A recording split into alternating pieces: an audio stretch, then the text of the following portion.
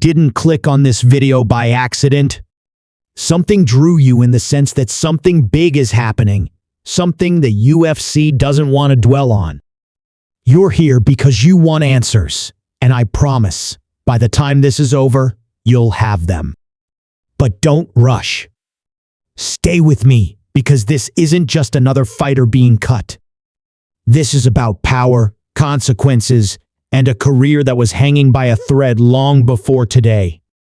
Picture this, a veteran fighter, a name you've seen on UFC cards for over a decade. Someone who fought his way into the promotion and proved himself with vicious knockouts and unforgettable finishes.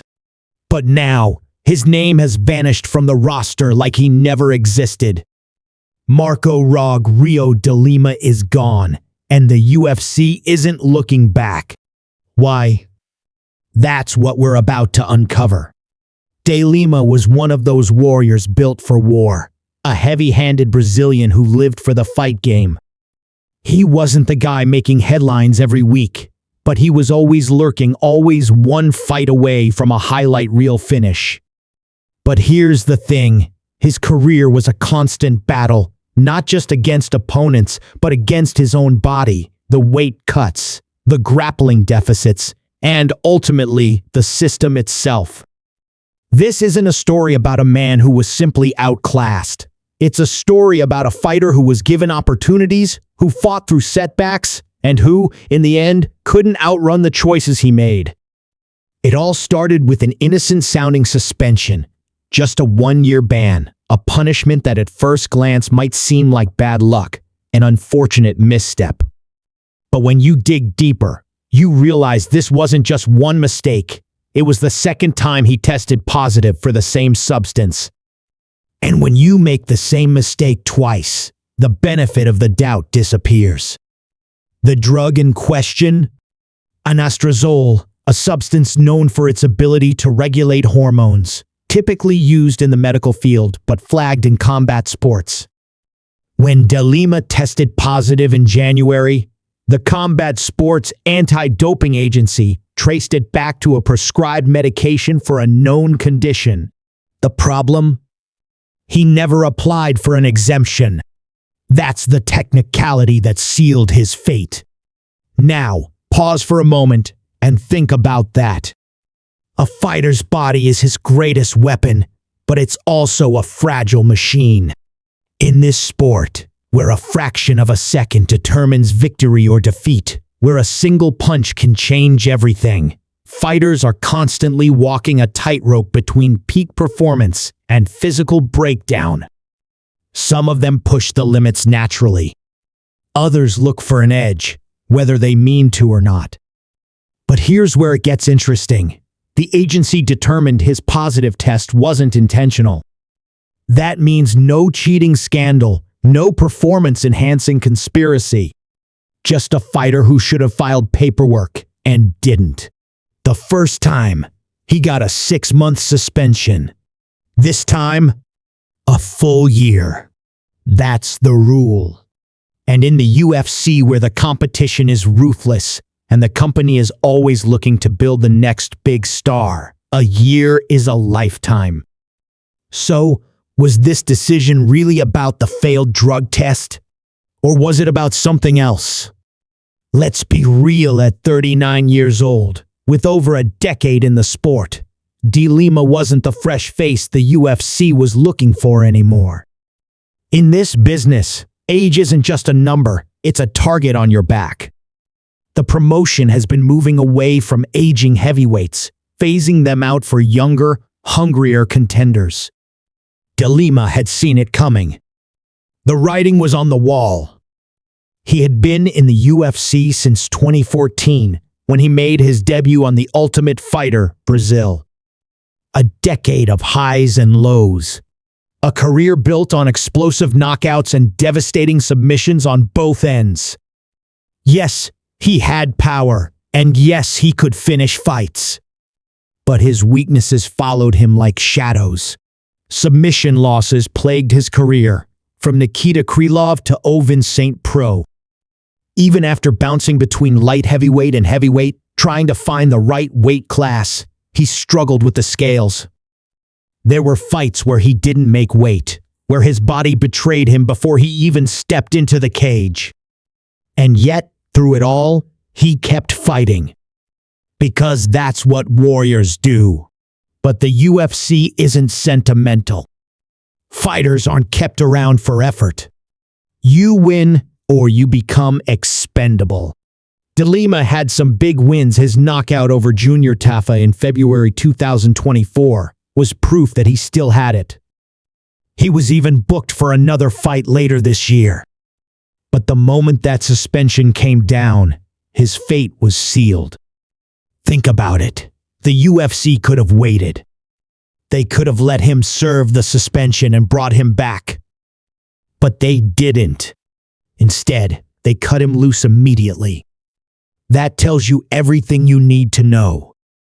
This wasn't just about a drug test. It was about the future.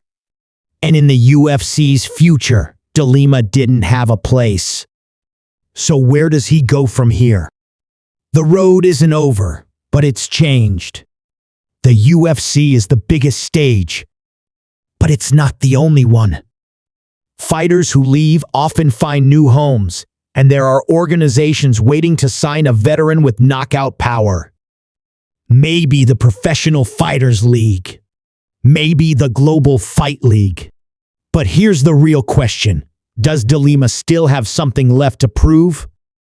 At 39, after 2 suspensions, after years of struggle, does he have one more run left in him? Or is this the end of the road? This is where the real story begins. Because the fight isn't over. Not yet. But here's where it gets even darker. Because this isn't just about a fighter being released. It's about the cold reality of combat sports. About what happens when the lights dim and the machine moves on without you. And if you've been paying attention, you already know that fighters don't just disappear quietly. They either reinvent themselves or they become another forgotten name, lost in the ever-growing pile of former UFC contenders who were once just one big win away from breaking through. For De Lima, that choice is staring him in the face right now. Think about it. He has spent over a decade inside the UFC going to war with some of the most dangerous men on the planet. He's bled for this, suffered for this, sacrificed for this.